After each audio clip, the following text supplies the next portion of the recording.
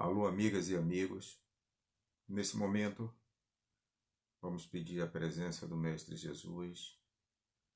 Vamos conectar com a energia universal, com a energia de luz desses nossos bons irmãos, com as energias do tio Ormindo, para que tenhamos um trabalho que nos permita desenvolver o nosso raciocínio, que nos permita desenvolver a nossa espiritualidade a caminho do bem. Bom, o trabalho de hoje, ele se refere a um assunto de certa relevância dentro da doutrina espírita. Trata-se de um dos postulados mais importantes. Nós vamos falar sobre a emancipação da alma, e a emancipação da alma está muito bem detalhada em 55 questões na segunda parte do Livro dos Espíritos, da questão 400 a 455. Portanto, tem uma relevância muito grande esse assunto, porque ele nos mostra a importância de nós como seres espirituais, como seres que estamos aqui no planeta Terra em um processo de provas e expiações, em um processo de reeducação nessa nova reencarnação. Quando nós chegamos aqui, através de um planejamento reencarnatório, nós perdemos a liberdade, porque todo planejamento reencarnatório está claro de que, vivendo no mundo astral, no mundo espiritual, nós temos muito mais liberdade. Liberdade essa que nós não temos aqui no planeta Terra, porque nós estamos presos a um corpo material, a um corpo que é denso, a um corpo que tem dificuldades de locomoção. E Allan Kardec trata esse assunto em 7 itens desse capítulo 8 do Livro dos Espíritos. Ele subdividiu, na verdade, em itens: o sono e os sonhos, visitas espirituais entre pessoas vivas, transmissão oculta do pensamento, fala sobre letargia, catalepsia, mortes aparentes, sobre o sonambulismo, sobre a êxtase e sobre a segunda vista. É um assunto bastante extenso e o tempo não nos permite executar esse trabalho de uma forma muito mais ampla do que gostaríamos.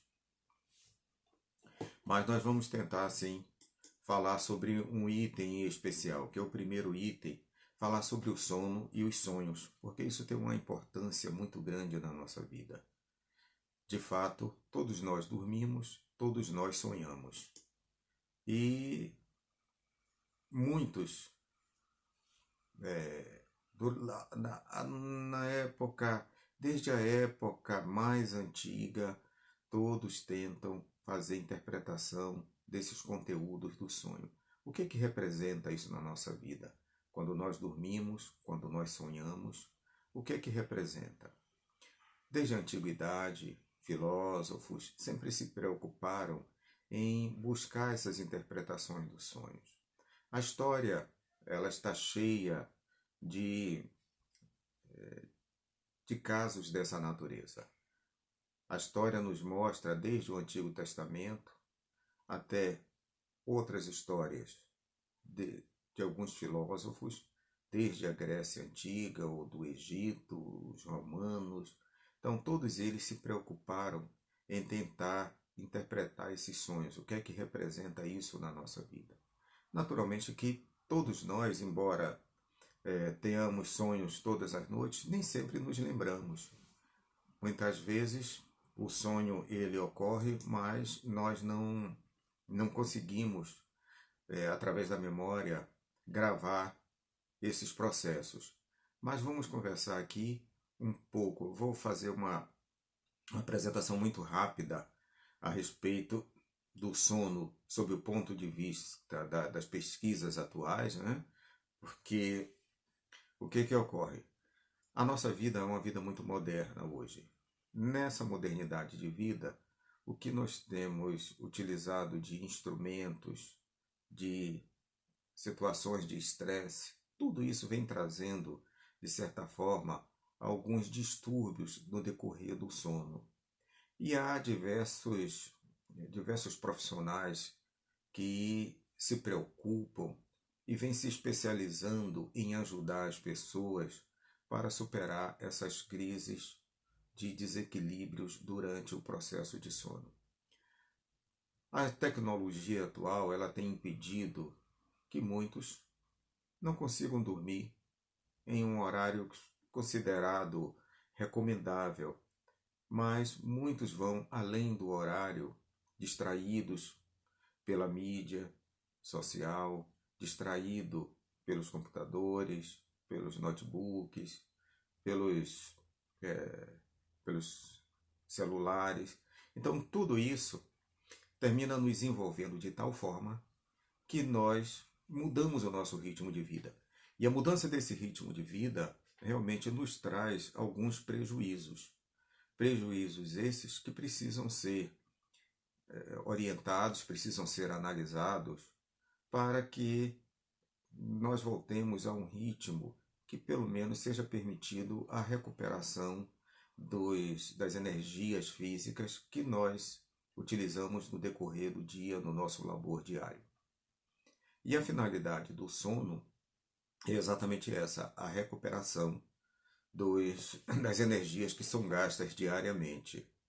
Portanto, se nós não temos uma recuperação efetiva, nós temos um dia seguinte não muito agradável, não muito confortável, porque vamos ressentir a ausência desse equilíbrio. Porque se nós não dormimos de forma conveniente, normalmente é recomendado que o sono tenha uma duração de mais ou menos 8 horas. Esse é o recomendável, porque há diversas fases no sono. Já mapeado que são 5 fases, são as principais fases, e quando ocorre o sono mais profundo está entre a 4ª e a 5ª fase. Portanto, nós precisamos ter o tempo necessário recomendado para que tenha um sono tranquilo, para que tenha um sono que realmente traga o benefício esperado. Nós temos um ciclo circadiano de 24 horas.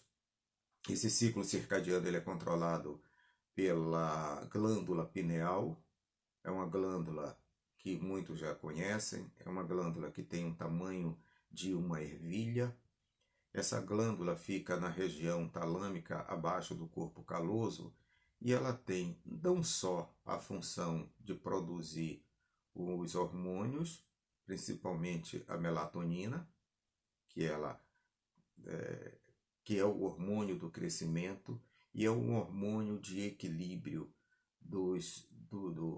entre o período de dia e noite. Porque durante o dia, as nossas glândulas suprarrenais elas produzem um cortisol para nos manter ativos no decorrer do dia. Mas vai chegando a noite, ao escurecer, começa a produção da melatonina através da glândula pineal.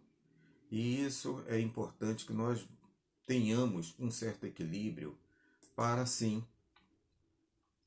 ter um sono que nos traga o benefício esperado. Né? Como eu já falei, desse ponto de vista, são 5 fases do sono. Né? E os distúrbios principais que são catalogados são a insônia, o ronco, a apneia, o bruxismo, o sonambulismo e a narcolepsia. Esses são os principais, são 6 principais distúrbios que merecem uma atenção para efeito de recuperação. E há profissionais devidamente qualificados para conduzir esses processos junto àqueles que necessitarem. Do ponto de vista da psicanálise também, foi uma preocupação grande de muitos psicanalistas, há uma preocupação de grandes psicanalistas, e principalmente a partir daquele que primeiramente, construiu os conteúdos de ordem psicanalista, como nós conhecemos, o Dr. Sigmund Freud, ele desenvolveu determinados conteúdos que facilitaram o entendimento da mente. É sabido que muitos dos nossos processos de sonhos, eles são vinculados aos nossos desejos e também aos nossos medos. Aquilo que nós desejamos e aquilo que nós tememos, normalmente ele se manifesta no nosso inconsciente. E foi a partir daí que o Dr. Freud começou os seus estudos, começou a mostrar essa estrutura psíquica, principalmente fundamentada na questão do inconsciente, do pré-consciente e do consciente. Essa é uma estrutura que ele configurou considerando aí esses três sistemas. Então, muito daquilo que pertence ao no nosso conteúdo psíquico, ele está no nosso inconsciente. E por estar no nosso inconsciente, ele se manifesta normalmente nesses horários, principalmente no sono, porque o corpo, como vai dizer aqui a doutrina espírita, ele em processo de recuperação, deixa que o espírito possa então se elevar e sair do corpo. E aí isso é denominado de emancipação da alma. Portanto, sob a ótica da doutrina espírita, o livro dos Espíritos ele é a fonte mais segura para que se desenvolvam esses estudos. Esse é um ensaio produzido pelo Espírito de Verdade e toda a equipe, através do nosso ilustre Allan Kardec, e que nos proporciona uma leitura efetiva sobre esse processo de emancipação da alma. Como eu falei, nós vamos conversar apenas sobre sonhos, porque o tempo não daria para desenvolver um assunto completo. Mas, como tem uma parcela significativa da nossa vida, a percepção dos sonhos, é importante que nós entendamos que durante esse processo da noite, o processo de sono, como a doutrina espírita nos conduz, é um processo em que nós estamos completamente voltados para o desmembramento através do cordão de prata, o chamado cordão fluídico. O espírito ele se desloca e assim ele pode se manifestar através de encontros com espíritos não encarnados e com espíritos realmente encarnados. Então esses encontros eles acontecem durante a noite. Mas aí você pergunta, mas por que eu nem lembro disso? Porque nem todos os sonhos são possíveis de serem lembrados. Muitos sonhos nós esquecemos porque não têm a importância. Mas todos nós, queiramos ou não, sonhamos sim. E alguns, eles permanecem gravados. Há aqueles sonhos que são muito mais importantes, que querem nos dizer alguma coisa. E acredito que muitos aqui presentes já tiveram sonhos cuja interpretação significaram uma correção de rumo, uma informação de que alguma coisa estava prejudicando o andamento da vida. E essa correção de rumo, muitas vezes, ela vem de uma forma orientativa, intuitiva, através do sono. Porque nós podemos nos encontrar, como eu falei, com seres que são queridos, que estão desencarnados, mas nós podemos também nos encontrar com pessoas que estão encarnadas. E esses encontros, eles nos trazem informações. Quantos de nós já foi dormir com algum problema e, ao acordar no dia seguinte, encontrou então a solução, já acordou com aquela solução?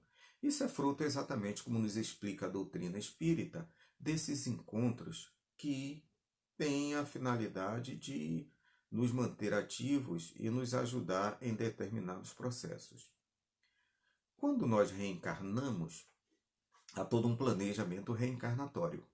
E nesse planejamento reencarnatório, o espírito sabe que ele vai perder a liberdade. Então nós temos aí a misericórdia do véu do esquecimento, que nos permite reconstruir uma vida nova nessa materialidade, com esse instrumento carnal que nós recebemos por misericórdia divina, para que seja utilizado em função do nosso progresso, para que seja utilizado de uma forma coerente, porque esse é um instrumento que nós recebemos emprestado. E esse instrumento, ele deve ser devolvido da melhor forma possível. Quando nós não cuidamos muito bem desse instrumento, várias consequências danosas, elas podem nos prejudicar, modificando a nossa qualidade de vida, vindo através de enfermidades. E a doutrina espírita ela é muito explícita nesse sentido, no caso de que nós devemos cuidar dessa reencarnação, porque é uma grande chance, é uma grande oportunidade, já que nós estamos em um planeta escola. Este é um planeta de provas e expiações, que está passando, sim, por um processo de evolução para mundo de regeneração. Mesmo no mundo de regeneração, nós ainda utilizaremos esse corpo material denso, mas o principal instrumento para esse processo evolutivo são os aspectos do conhecimento, os aspectos do autoconhecimento e a proposta de se fazer o bem. Então, estamos em um planeta onde ainda o mal predomina sobre o bem, mas num planeta de regeneração, certamente que esse número vai se modificar. Nós vamos ter muito mais pessoas preocupadas com o bem do que pessoas preocupadas em fazer o mal. E esse é o ritmo do progresso. Nós não temos como fugir disso. É inexorável que isto aconteça. E nós vamos sim, através de todos os processos de conhecimento, de autoconhecimento, modificar essa situação no planeta. Naturalmente que o tempo de uma reencarnação é um tempo muito pequeno. Nós temos que considerar isso, que muitas coisas que nós estamos discutindo, que nós estamos pesquisando, que nós estamos estudando, isso vai ocorrer ainda em uma faixa muito mais longa do que durante a nossa reencarnação. Mas o importante é saber que nós somos espíritos submetidos a leis universais, leis divinas, portanto imutáveis, e essas leis nos conduzem ao progresso. O Evangelho segundo o Espiritismo, no capítulo 3, ele fala dos mundos habitados, dispondo lá em 5 categorias. O mundos primitivos, mundo de provas e expiações, onde nós estamos nesse momento, do mundo de regeneração. Então, nós estamos ainda nessa fase. Vamos passar para o mundo de regeneração, para a partir daí poder ser beneficiados através do nosso trabalho, do nosso esforço, em mundos mais felizes. Portanto, quando nós chegamos aqui, através desse planejamento reencarnatório, com esse véu de esquecimento, nós perdemos muito da sensibilidade, nós perdemos as informações e ficamos limitados principalmente aos 5 sentidos. Ora, esses são os mais visíveis, mas há os sentidos espirituais que nós, apesar de não estarmos habituados, eu falo como população do planeta, que são aí quase 8 bilhões de pessoas, sendo que a maioria ainda vive no paradigma materialista, o estudo se faz necessário para compreender a nossa natureza. Nós somos de natureza espiritual. Nós somos alma, nesse momento encarnados, com um corpo físico para a reeducação. Entretanto, todos os temos que nos entender, nos enxergar como espíritos, porque eu só vou enxergar o outro como irmão, como igual a mim, se eu primeiro me enxergar como espírito, como alma. Se isso não acontecer, vai ficar difícil esse entendimento. Nós vivemos ainda em um mundo que se representa de uma forma separada, mas todos nós fazemos parte de um todo. Nós somos pequenas partículas de um todo. E esse todo podemos chamar de a energia criadora. Essa energia criadora, ela está em cada um de nós. Por isso que quando Jesus falava eu e o Pai somos um, ele estava se referindo exatamente a esta ligação. Ele se enxergava como alma, como espírito participante de uma grande centelha. E é isso que nós temos que nos sentir, porque só dessa forma nós vamos melhorar as nossas relações, as relações de fraternidade e aprender aquilo que o Divino Mestre veio nos ensinar, ou seja, aprender a ser fraterno com os irmãos, a ser solidário e amar o próximo. Esse é o objetivo da nossa reencarnação. Portanto, quando nós sonhamos e nos desligamos do corpo em espírito, nós podemos fazer umas viagens de conhecimento, viagens com a finalidade de progresso. Então, todos aqueles sonhos que são lembrados, eles têm alguma significação. Por isso, muitos estudiosos têm tentado fazer essas interpretações de sonho para ver o sentido, qual é o sentido, de que forma aquilo pode trazer uma contribuição. No questão 420, na questão número 400 do Livro dos Espíritos, há um comentário assim, bastante interessante no livro Filosofia Espírita, de Fernando Miramês de Olivídeo, que ele nos diz o seguinte: o espírito encarnado é como se fosse um encarcerado. Está preso na carne por laços fluídicos que o fazem prisioneiro por determinado tempo. Ele aspira constantemente à liberdade, no entanto, a sua consciência lhe avisa que ele tem um dever a cumprir, que abandonar o corpo antes do tempo poderá ser bem pior. O medo de morrer, que quase todo mundo tem, vem das pequenas lembranças dos compromissos assumidos no mundo espiritual. Não fora isso, e seria muito grande o número de suicídios por pequenos aborrecimentos.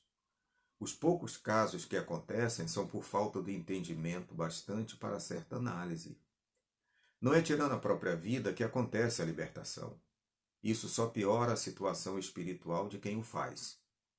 O Espiritismo nos esclarece acerca da vida, nos informando as leis que regem o universo, contando-nos casos verídicos de quem tirou a própria vida física e dobrou seus padecimentos, tendo de voltar à carne com cargas mais pesadas do que antes. Se o encarcerado preocupa todos os dias com a sua liberdade, a alma que toma um corpo tem mais preocupação em se libertar, porque se encontra mais presa que o condenado no cárcere. No entanto, isso depende de quem se encontra na cadeia e do corpo físico. Se é um espírito mais elevado, ele suporta as suas provações com paciência e resgata suas dívidas com mais ou menos bom ânimo. Do que nós podemos depreender dessa mensagem, desse comentário de Miramês, é de que nós devemos cuidar desse corpo. Embora nós estejamos aqui encarcerados nesse corpo físico, nós temos que enxergar isso como uma misericórdia, como um processo de aproveitamento para a reeducação necessária. Então, toda reencarnação ela tem essa finalidade. As reencarnações sucessivas, elas têm o propósito de fazer com que cada um possa recuperar os erros ocorridos no passado, transformando-se em pessoas melhores, em pessoas voltadas para o bem, para a prática do amor ao próximo. Como muito bem disse o Divino Mestre, amai ao próximo como a ti mesmo. Portanto, esse é um ensinamento que é extremamente importante para o nosso entendimento no mundo espiritual, para nos entendermos como espírito, para entender o outro como irmão, para ser solidário, para desenvolver o trabalho de fraternidade, de amor ao próximo. Porque a natureza, o universo, ele enxerga a tudo aquilo que você faz. Todo o universo é energia. Quando você emite uma energia, essa energia vai retornar. Se nós emitirmos energia de bem, essa energia de bem vai retornar, vai criar uma egrégora que vai ser favorável a todos. Portanto, promover o bem é promover o próprio equilíbrio, a própria harmonia, o próprio crescimento, a própria evolução. Ainda segundo Miramês, ele diz o seguinte: a alma se encontra perfeitamente presa, como um encarnado que deseja se libertar dos liames da carne. O que segura o espírito ao corpo físico é o medo da morte, que lhe vem dos compromissos assumidos e que se faz presente pelo instinto de conservação, que é também uma das leis. É o instinto, essa lei, a lei de conservação. Portanto, o medo, ele tem um caráter educativo. Porque imaginemos, se nós não tivéssemos esse medo, certamente nós poderíamos produzir comportamentos que iriam nos prejudicar.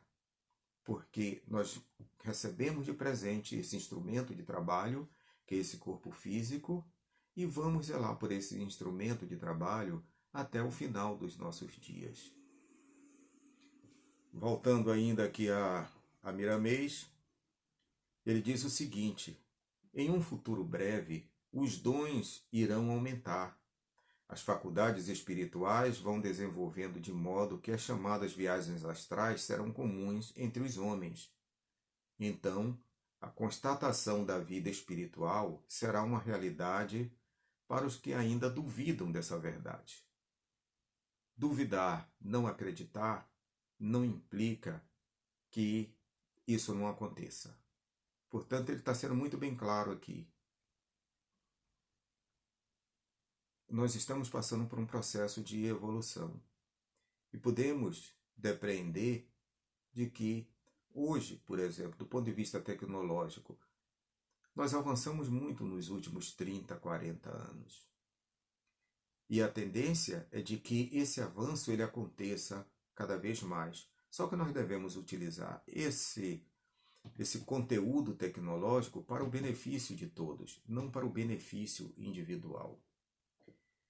E aqui, finalizando esse comentário de Miramês, ele diz o seguinte: a doutrina dos espíritos, vivência e revivescência da luz de nosso Senhor Jesus Cristo, abrirá a escola para a educação dos seus profitentes neste sentido, de se fazer viagens astrais conscientes.